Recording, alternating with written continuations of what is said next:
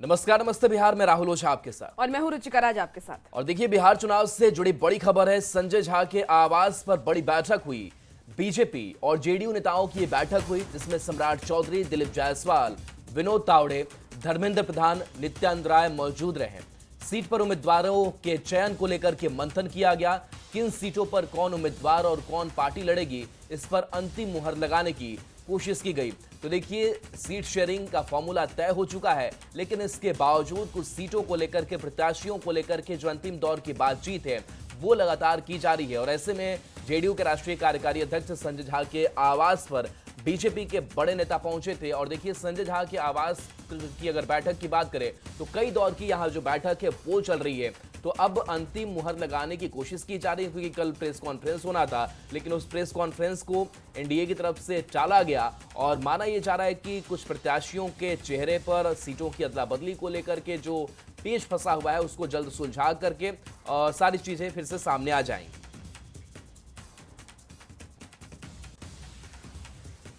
देखिए, महागठबंधन में अभी भी सीटों को लेकर के असमंजस की स्थिति है, सस्पेंस बरकरार है। ऐसे में सीट बंटवारे को लेकर के तेजस्वी यादव का बड़ा बयान आया है। गठबंधन में सब कुछ ठीक है, तेजस्वी यादव ने कहा है। 1-2 दिनों में सीट की घोषणा हो जाएगी। तेजस्वी यादव का ये बड़ा बयान सीट के बंटवारे को लेकर के आया है। गठबंधन में बातचीत चल रही है। तेजस्वी यादव ने ये बड़ा बयान दिया है कि महागठबंधन में सब कुछ ठीक है और जल्द ही सीटों की घोषणा कर दी जाएगी। हमारा अपना ध्यान बिहार के लोगों को आगे कैसे बढ़ा है, बिहार की तरक्की कैसे हो, बिहार विकसित कैसे हो, इस पे काम करना है। आप सुने ने, हमने कहा ऐलान जो होगा 1 से 2 दिन में हम लोग कर देंगे। कोई दिक्कत नहीं है, सब कुछ ठीक है। और वीआईपी सुप्रीमो मुकेश सहनी का बड़ा बयान सामने आया है। उन्होंने कहा है कि सब कुछ अच्छा है, बहुत जल्दी हम लोग घोषणा कर देंगे, कल नहीं तो परसों हम लोग घोषणा कर देंगे। गठबंधन एकदम मजबूती के साथ बिहार में सरकार बनाएगी, कहीं कोई नाराजगी नहीं है। गठबंधन का तबीयत अब स्वस्थ है, हम लोग डॉक्टर को ही लेकर के आ गए हैं। सब कुछ अच्छा है, अब बहुत जल्दी कल ही हम लोग घोषणा करेंगे या न तो परसों घोषणा कर देंगे। और सब कुछ सही है, गठबंधन एकदम मजबूती के साथ और 2025 में चुनाव लड़कर हम लोग बिहार में सरकार बनाएंगे। ऐसी नाराजगी कुछ जो विषय कोई नाराजगी नहीं है, कोई नाराजगी नहीं है। हमने कहा कि थोड़ा गठबंधन का तबियत और स्वस्थ है और इसके लिए बहुत जल्दी हम लोग उसको स्वस्थ करके लाएंगे। तो डॉक्टर को ही लेके आ गए, आप तो देख ही रहे हैं, डॉक्टर लेके आ गए हैं। देखिए, सीटों के बंटवारे को लेकर के इस वक्त की बड़ी खबर, सूत्रों के हवाले से बड़ी खबर आ रही है, जहां महागठबंधन में आज हो सकती है सीट शेयरिंग की घोषणा। कांग्रेस 60 से 61 सीट पर अड़ी हुई है। कांग्रेस अध्यक्ष के आवास पर यह बैठक हुई। बड़ी खबर सूत्रों के हवाले से आ रही है, जहां महागठबंधन में आज हो सकती है सीट शेयरिंग की घोषणा। महागठबंधन में सब कुछ ठीक है, ऐसा मुकेश सहनी, तेजस्वी यादव कह रहे हैं, लेकिन कांग्रेस अभी भी 60 से 61 सीटों पर अड़ी हुई है। कांग्रेस का कहना है कि 60 से 61 सीटें चाहिए और इसे लेकर के लगातार बैठकों का दौर जारी है। कांग्रेस अध्यक्ष के आवास पर यह बैठक हुई, जिसमें सीट शेयरिंग के फॉर्मूले को सुलझाने की कोशिश की गई। हालांकि महागठबंधन की तरफ से जो नेता हैं वो ये कहते नजर आ रहे हैं कि महागठबंधन में सब कुछ ठीक है, लेकिन कांग्रेस की अगर हम बात कर लें तो कांग्रेस अभी भी 60 से 61 सीटों की डिमांड कर रही है। पिछली बार कांग्रेस ने 70 सीटों पर चुनाव लड़ा था, इस बार कांग्रेस ने 60 से 61 सीटों की डिमांड की। और देखिए, बिहार चुनाव से जुड़ी एक और बड़ी खबर है। मनोज झा ने इस पर पोस्ट कर बड़ा संकेत दे दिया है। सीट बंटवारे पर बातचीत के बीच मनोज झा का ये पोस्ट सामने आता है और वो लिखते हैं कि रहीमन धागा प्रेम का, मत तोड़ो छिटका है, टूटे से फिर न मिले, मिले गांठ परी जाए, हर अवसर के लिए प्रासंगिक, जय हिंद। मनोज झा के पोस्ट के बाद अब गठबंधन पर चर्चा होने लगी है।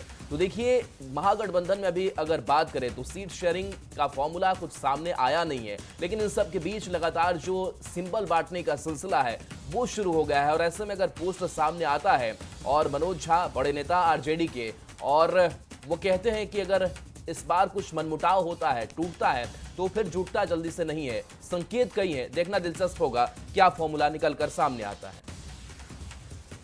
देखिए, मनोज झा के पोस्ट पर इमरान प्रताप गढ़ी का जवाब भी सामने आया है। कांग्रेस सांसद इमरान प्रताप गढ़ी का जवाब आया है, जिसमें पानी आंख में भरकर लाया जा सकता है, जब भी जलता शहर बचाया जा सकता है। उन्होंने ये बात कही है। तो लगातार सोशल मीडिया के जरिए नेता अपनी अपनी राय रखते हुए नजर आते हैं। अब मनोज झा ने जो पोस्ट किया उस पर इमरान प्रतापगढ़ी ने जवाब दिया है। उनके पोस्ट पर उन्होंने सीधे तौर पर रिप्लाई किया है और लिखा है कि पानी आंख में भरकर लाया जा सकता है, अब भी जलता शहर बचाया जा सकता है।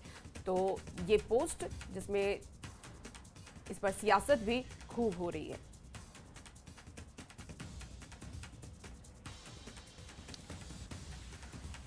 और तेजस्वी यादव से जुड़ी बड़ी खबर है। तेजस्वी यादव नामांकन करेंगे। राघोपुर विधानसभा सीट से एक बार फिर से चुनावी मैदान में होंगे। 15 अक्टूबर को नामांकन की तारीख है। 15 अक्टूबर को नामांकन करने जा रहे हैं। सुबह 11 बजे नामांकन करेंगे। वैशाली समाहरणालय में नामांकन पत्र अपना दाखिल करेंगे। तो देखिए, नॉमिनेशन का दौर भी चल रहा है और ऐसे में अब तेजस्वी यादव अपने विधानसभा क्षेत्र से नॉमिनेशन करेंगे। राघोपुर उनका विधानसभा क्षेत्र और पूरी तैयारी है, समाहरणालय में अपना नामांकन करेंगे।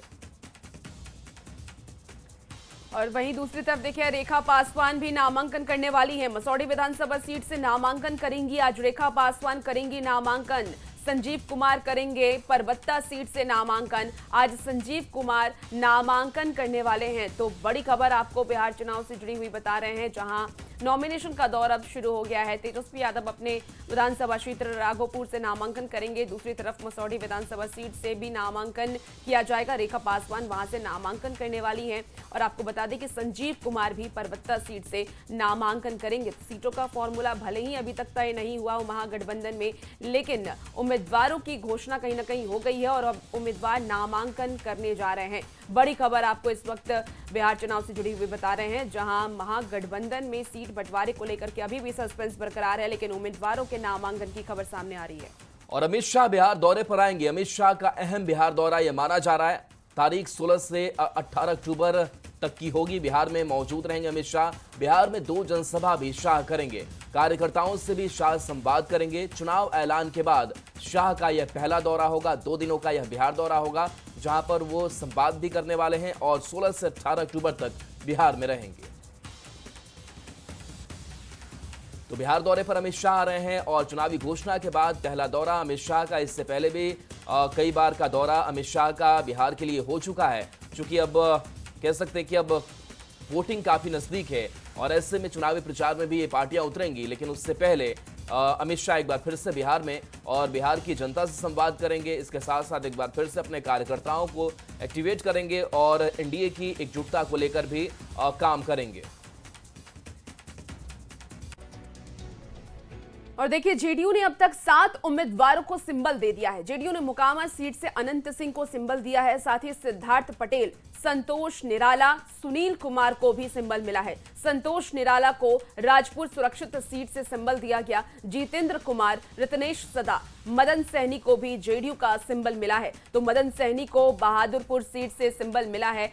देखिए, जेडीयू ने अपने 7 उम्मीदवारों की घोषणा कर दी है और 7 उम्मीदवारों को सिंबल दे दिया है। अलग अलग सीटों से ये सिंबल दिया गया और एनडीए में सब कुछ ठीक है। इस वक्त सीटों का बंटवारा हो चुका है, लेकिन कल जो प्रेस कॉन्फ्रेंस होने वाली थी वो टल गई है। हालांकि जेडीयू की तरफ से 7 उम्मीदवारों की घोषणा कर दी गई है। जेडीयू से बता दें आपको, मोकामा सीट से अनंत सिंह, जो बाहुबली भी कहे जाते हैं और अनंत सिंह एक बार फिर से चुनावी मैदान में है, वो आज नामांकन करने वाले हैं। उन्हें जेडीयू से उतारा गया है उम्मीदवार के तौर पर। वहीं सिद्धार्थ पटेल, संतोष निराला, सुनील कुमार को भी सिंबल मिला है। संतोष निराला की अगर हम बात कर लें तो राजपुर सुरक्षित सीट से उन्हें सिंबल दिया गया। जितेंद्र कुमार, रत्नेश सदा, मदन सहनी को भी जेडीयू से उम्मीदवार बनाया गया है। तो मदन सहनी को बहादुरपुर सीट से सिंबल मिला।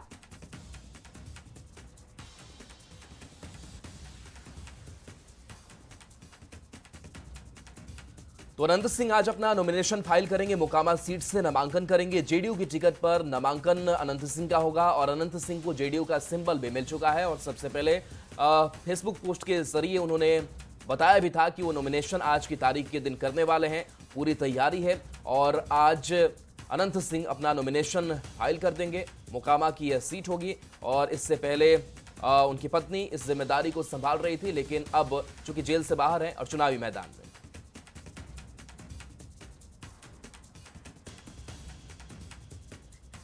तो वही देखिए, अब आरजेडी की अगर हम बात कर लें तो आरजेडी ने अपने प्रत्याशियों को टिकट सिंबल देना शुरू कर दिया है। लालू प्रसाद ने मटिहानी से बोगो सिंह को टिकट दिया है, संदेश से दीपू सिंह को लालू प्रसाद यादव ने टिकट दिया है, मनेर से भाई वीरेंद्र को टिकट दिया गया, मसौडी से रेखा पासवान को टिकट दिया गया, परवत्ता से संजीव सिंह को आरजेडी का सिंबल दिया गया है। तो इस वक्त की आपको ये बड़ी खबर बता रहे हैं, जहां महागठबंधन में अब सीटों को लेकर के फॉर्मूला तय नहीं हुआ है, लेकिन उम्मीदवारों की घोषणा कहीं ना कहीं होती हुई नजर आ रही है और आरजेडी से कई प्रत्याशियों को टिकट दिया गया, अलग अलग सीट से इन्हें उम्मीदवार बनाया गया है। लालू प्रसाद यादव ने ये टिकट दिया है, मटिहानी से बोगो सिंह को टिकट दिया गया, संदेश से दीपू सिंह को लालू प्रसाद यादव ने टिकट दिया, मनेर से भाई वीरेंद्र जो कि वहां के सिटिंग विधायक रहे हैं उन्हें फिर से इस बार टिकट मिला है, मसौडी से रेखा पासवान को टिकट मिला है, परवत्ता से संजीव सिंह को आरजेडी से टिकट दिया गया है। देखिए, सामाजिक न्याय के योद्धा आदरणीय लालू जी का आशीर्वाद लोगों को प्राप्त हुआ है। हमारे शरीर में जो सामर्थ्य है उस सामर्थ्य से तेजस्वी जी को बिहार का मुख्यमंत्री बनाना है, यही मेरा कर्म और मेरा कर्तव्य है। परबत्ता विधानसभा सीट के लिए आरजेडी से सिंबल मिलने के बाद संजीव कुमार पूरे परिवार के साथ पटना के हनुमान मंदिर पहुंचे, जहां उन्होंने भगवान हनुमान के सामने मत्था टेका, अपनी जीत के लिए आशीर्वाद भी लिया। तो देखिए, अब चूंकि सिंबल मिलने के बाद से, चुनावी मैदान में उतरने के बाद से प्रत्याशी अब भगवान के दरबार में भी पहुंच रहे हैं, आशीर्वाद ले रहे हैं। संजीव कुमार जो अपने परिवार के साथ हनुमान मंदिर पहुंचे हुए हैं, जहां पर हनुमान मंदिर में उन्होंने मत्था टेका, आशीर्वाद लिया।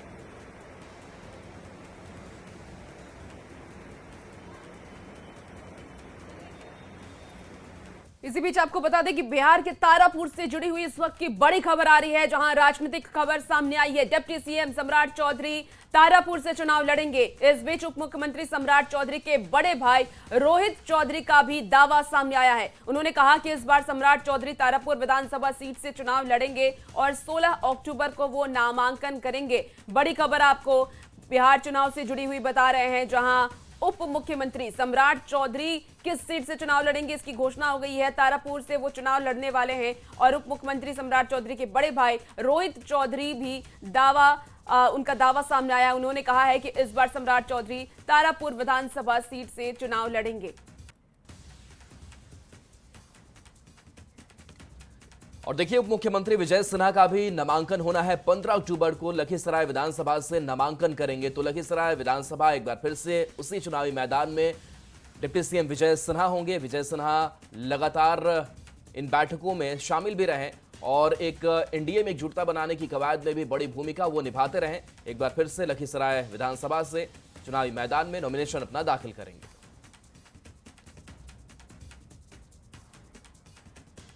हम राष्ट्रीय अध्यक्ष संतोष सुमन का बड़ा बयान सामने आया है। हम लोग एनडीए के साथ हैं, संतोष सुमन ने कहा है एनडीए को जिताने में पूरा काम करेंगे। संतोष सुमन का ये बड़ा बयान सामने आया है और सीट की बात छोड़ दी जाए तो हमारा कमिटमेंट एनडीए के साथ है। संतोष सुमन का ये बड़ा बयान सामने आया है। तो सीटों का अब कोई मैटर ही नहीं रहा है, मांझी जी की कोई नाराजगी नहीं है। उन्होंने कहा है कि हम नरेंद्र मोदी जी के साथ हैं।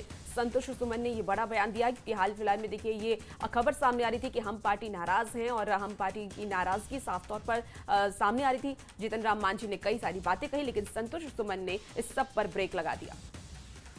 देखिए, हम लोग एनडीए के साथ हैं, एनडीए को जिताने में पूरा काम करेंगे। सीट की बात छोड़ दिया जाए, जब कमिटमेंट हमारा एनडीए के प्रति है तो हम सीट का कोई मैटर नहीं।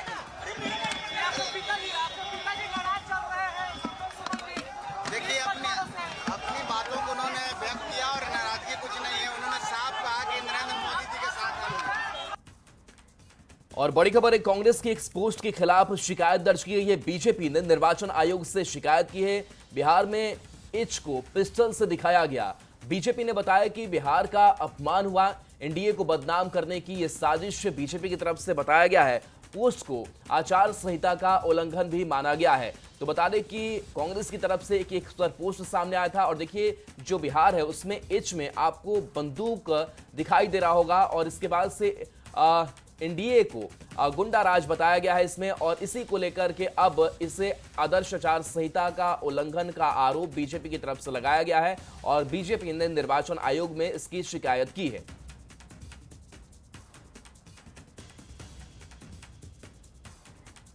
वहीं दिल्ली दंगे के आरोपी शर्जिल इमाम ने मांगी है जमानत। बिहार विधानसभा चुनाव लड़ने के लिए एससी में की अपील। आपको बता दें कि बिहार के बहादुरगंज से चुनाव लड़ना चाहते हैं शर्जिल, तो चुनाव लड़ने के लिए मांगी है 14 दिन की अंतरिम जमानत। दंगे का आरोपी शर्जिल इमाम जेएनयू का पूर्व छात्र है। दिल्ली दंगे की साजिश मामले में जेल में ये बंद है और दिल्ली हाईकोर्ट ने पहले खारिज की थी नियमित जमानत। बड़ी खबर आपको इस वक्त बता रहे हैं, जहां दिल्ली दंगे के आरोपी शर्जिल इमाम ने जमानत मांगी। तो बिहार विधानसभा चुनाव लड़ने के लिए जमानत मांगी गई है। एससी में उन्होंने अपनी अपील दायर की है। बिहार के बहादुरगंज से वो चुनाव लड़ना चाहते हैं, जेएनयू के वो छात्र हैं। और आपको बता दें कि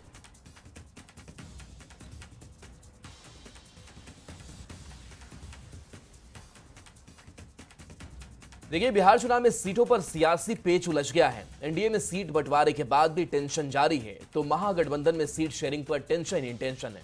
दिल्ली से पटना तक बैठकों का दौर जारी है। सवाल यह है कि किस गठबंधन में ज्यादा टेंशन है। आपको ये रिपोर्ट दिखाते हैं।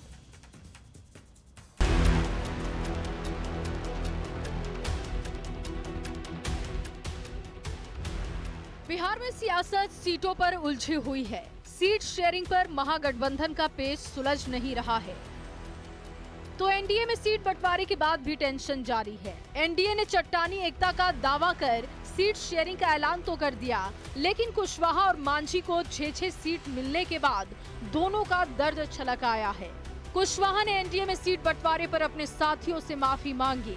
कुशवाहा ने अपने कार्यकर्ताओं से भावुक अपील करते हुए कहा कि सीट बंटवारे के फैसले से हजारों कार्यकर्ताओं का मन दुखी होगा, कई घरों में खाना नहीं बना होगा। तो मांझी ने कहा कि सीट बंटवारे पर कार्यकर्ताओं को ठेस पहुंची है। एनडीए के लोगों ने तजवीज़ किया कि 6 सीट ही दिया जाए, तो भी जो भी मिला है उससे हम संतुष्ट हैं। हमारे जाति का संस्कार है कि जहां हम रहते हैं ईमानदारी से रहते हैं। कमी भी होती है तो कमी में भी जीना सीखा है। बात सही है कि हमारे कार्यकर्ताओं में असंतोष है, होगा, लेकिन ये मेरा काम है, चूँकि मैं नेतृत्व में हूँ।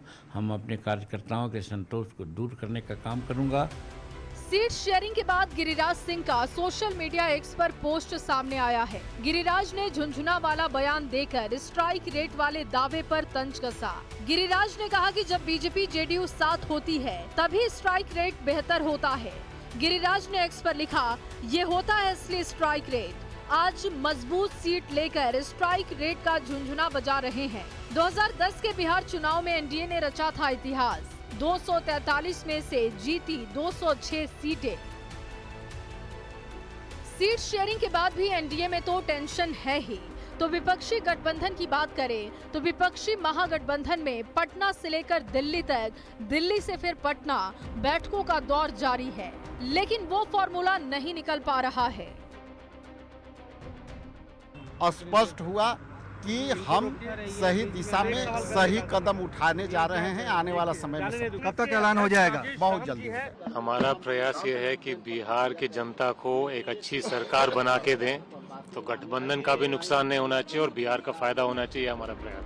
महागठबंधन में बातचीत का दौर जारी है, लेकिन बातचीत किसी ठोस नतीजे पर नहीं पहुंच पा रही है। एनडीए में सीट बंटवारे के बाद भी टेंशन साफ दिख रहा है, तो महागठबंधन में सीट बंटवारे पर टेंशन ही टेंशन है। सवाल ये है कि किस गठबंधन में ज्यादा टेंशन है। दिल्ली संवाददाता अमितेश सिंह के साथ ब्यूरो रिपोर्ट, न्यूज़ 18।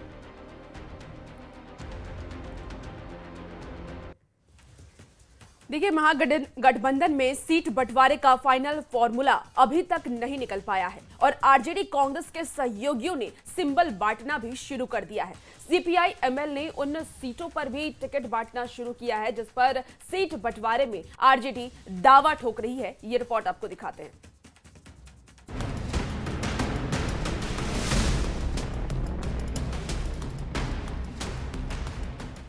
बिहार विधानसभा चुनाव को लेकर सत्ताधारी एनडीए और विपक्षी महागठबंधन अपनी रणनीतियों को अंतिम रूप देने में जुटे हैं। एक ओर एनडीए ने सीट बंटवारे का ऐलान कर मानसिक बढ़त बना ली है, पर दूसरी ओर महागठबंधन में अब तक सीट शेयरिंग का फाइनल फॉर्मूला तैयार नहीं हो पाया है। आरजेडी कांग्रेस बार बार ये दावा कर रहे हैं कि सहयोगियों के साथ सीट बंटवारे पर आखिरी सहमति लगभग बन गई है, लेकिन सीटों का चयन अब तक नहीं हो पाया है। इन सारे सियासी उठापटक के बीच महागठबंधन की सहयोगी CPI-ML ने प्रत्याशियों को सिंबल बांटना भी शुरू कर दिया है। सबसे दिलचस्प बात यह है कि सीट बंटवारे का इंतजार किए बगैर माले ने जहानाबाद की घोसी सीट से मौजूदा विधायक रामबली यादव को पार्टी का सिंबल थमा दिया है। माले नेता कुणाल से पार्टी का सिंबल लेते रामबली सिंह यादव की ये तस्वीर सुर्खियों में छाई हुई है। महागठबंधन में सीट शेयरिंग का औपचारिक ऐलान होने से पहले 10 अक्टूबर को नेता प्रतिपक्ष तेजस्वी यादव ने एक बड़ा कार्ड खेला था। तेजस्वी ने शुक्रवार को मगध इलाके के दूसरे बड़े भूमियार नेता जगदीश शर्मा के बेटे राहुल शर्मा को आरजेडी में शामिल कराया था, जिन्हें इसी घोसी सीट से उम्मीदवार बनाने की चर्चा थी, जिस सीट पर वाम दल ने अपना कैंडिडेट उतार दिया है। एक ओर तेजस्वी यादव ने भूमिहार कार्ड खेला तो दूसरी ओर सीएम नीतीश ने भी भूमिहार दांव लगाया। जगदीश शर्मा के बेटे राहुल शर्मा को टक्कर देने के लिए मुख्यमंत्री नीतीश ने अपने पुराने साथी और पूर्व सांसद अरुण कुमार और उनके बेटे ऋतुराज को जेडीयू में ले आए। पहले से चर्चा थी कि अरुण कुमार अपने बेटे ऋतुराज को जहानाबाद की घोसी सीट से उम्मीदवार बना सकते हैं। जेडीयू में तीसरी पारी की शुरुआत के साथ ही खुद अरुण कुमार ने भी इसी ओर इशारा किया था। बेटे के बारे में चर्चा है कि घोसी सीट से उम्मीदवार पार्टी तय करेगी। तो सर कितना बड़ा असर पड़ेगा पूरे मगध और शाहबाद क्षेत्र में? ये तो रिजल्ट देखिएगा। अरुण कुमार के बेटे ऋतुराज के सामने राहुल शर्मा का मुकाबला घोसी में भूमिहार बनाम भूमिहार की लड़ाई हो सकती थी, लेकिन उससे पहले ही माले ने अपने प्रत्याशी को टिकट देकर घोसी पर दावा ठोक दिया है। पालीगंज सीट पर भी संदीप सौरभ को टिकट देकर CPI-ML ने साफ कर दिया है कि सीट बंटवारे का इंतजार अब और ज्यादा नहीं, क्योंकि सब्र का बांध टूट रहा है। वाम दल की ओर से टिकट बंटवारे पर कयासबाजी भी शुरू हो गई है। क्या महागठबंधन में सब कुछ ठीक ठाक है या खटपट बरकरार है? इंतजार हर किसी को सीटों के बंटवारे का है। पटना संवाददाता संजय कुमार के साथ ब्यूरो रिपोर्ट, न्यूज़ 18। भाकपा माले उम्मीदवार दिव्या गौतम को सिंबल मिल चुका है। दीघा विधानसभा क्षेत्र से भाकपा माले ने दिव्या गौतम को सिंबल दे दिया है। भाकपा माले अब तक 4 उम्मीदवारों को सिंबल दे चुका है। 15 अक्टूबर को नामांकन दिव्या करेंगी।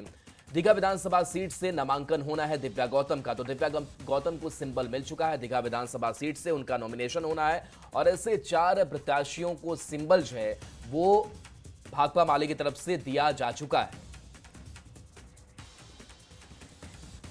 चलिए, खबरों का सिलसिला न्यूज़ 18 पर जारी है। बने रहिए हमारे साथ। रुकेंगे एक छोटे से ब्रेक के लिए, जल्द हाजिर होते हैं।